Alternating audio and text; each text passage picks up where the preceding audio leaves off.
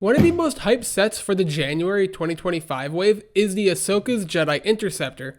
With 290 pieces, awesome box art, and 3 minifigures, let's find out if this set is worth buying. Beginning with R7A7, I must applaud LEGO for releasing what at least feels like so many different astromech droids.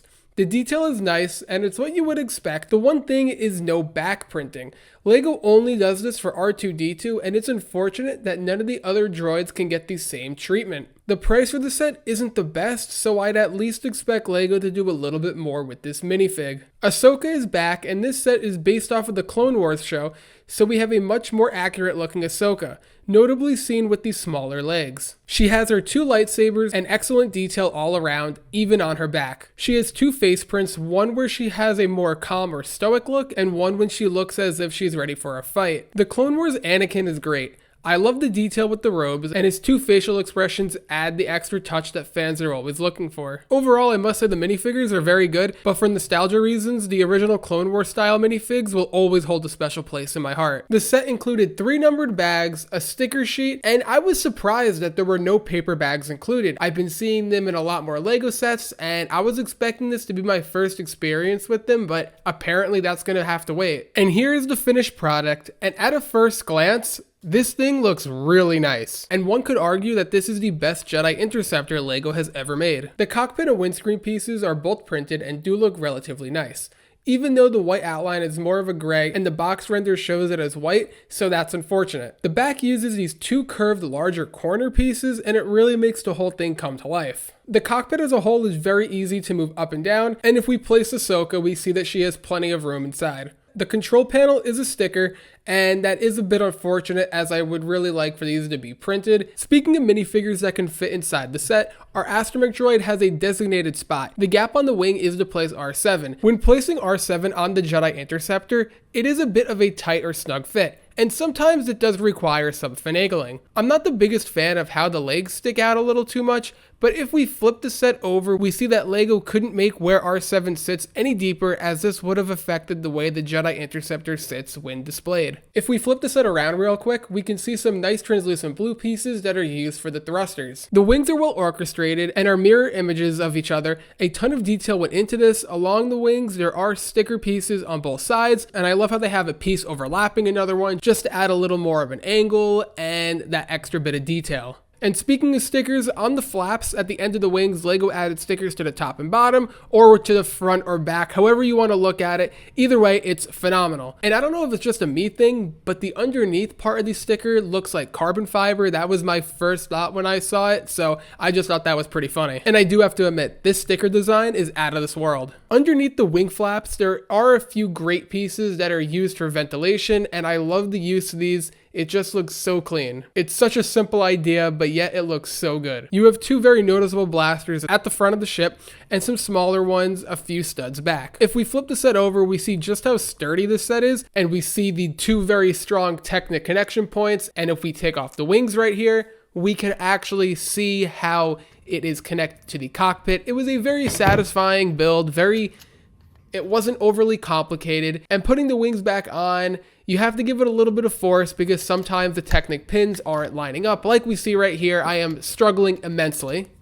We have wing flaps that don't want to cooperate with us. They are falling off, not connecting right. So everything that can go wrong is going wrong in a very short amount of time.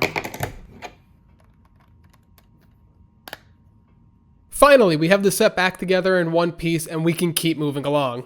And just by swooshing it around, it passes the swooshability test with flying colors. And if you are playing with this Jedi Interceptor, if you decide to fly it upside down, there is a possibility that the cockpit might slide open a little bit, so just make sure that Ahsoka is connected to a few of the studs and she will not be falling out. And I think this goes without saying, but make sure R7 is also safely attached. And just like all Jedi Starfighters and Interceptors, there are 2 clips on the underneath where you could put both of Ahsoka's lightsabers. And these 2 clips aren't anything new or out of the ordinary. We've seen them time and time again, just like the flick-fire missiles. We have 2 of them here, and they are a staple point when it comes to LEGO play features.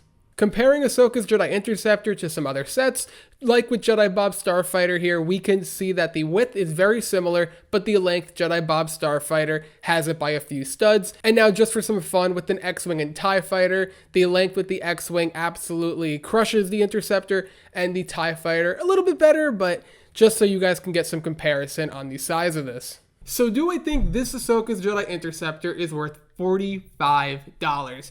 And I don't think so. I don't think when you look at this set as a whole, with the 3 minifigs, that you get $45 worth of value. Now, I do think that this is the best Jedi Interceptor that LEGO has ever made, and I absolutely love it. Great play features. That was a fail. You have great play features. It's extremely swooshable. So everything you want from a set like this, LEGO easily achieves. I really think a Captain Rex or a Buzz Droid or two would have helped get this set to be more of a fair value for $45. So I have to say that I do give this set an A. For this set to get an A+ for me, it would have needed to have the correct color like it does on the render with the box. That's a big issue. I just feel that's false advertising right off the bat. I'm not sure why LEGO would lie about that, because fans, once they unbox this set, they are going to be seeing that it has the wrong color, and some of them might be very disappointed with that. But if that's my biggest issue with the set, I think I'll survive. Should you go and pick this up for retail price?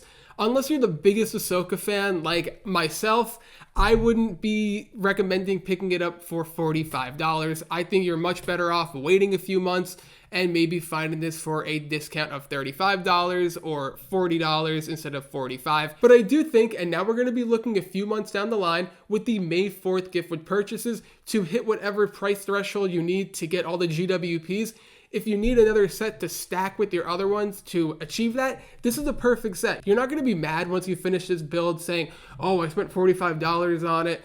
Oh, why did I do that? It's a very good build, it's very fun, and I think you'll be able to look past that $45 price point if you get something in return like a couple GWPs. I hope you all enjoyed my review on Ahsoka's Jedi Interceptor. Don't forget to leave a like if you enjoyed. Let me know down in the comments what you think about this set, subscribe for more LEGO content, and I'll see you in the next one.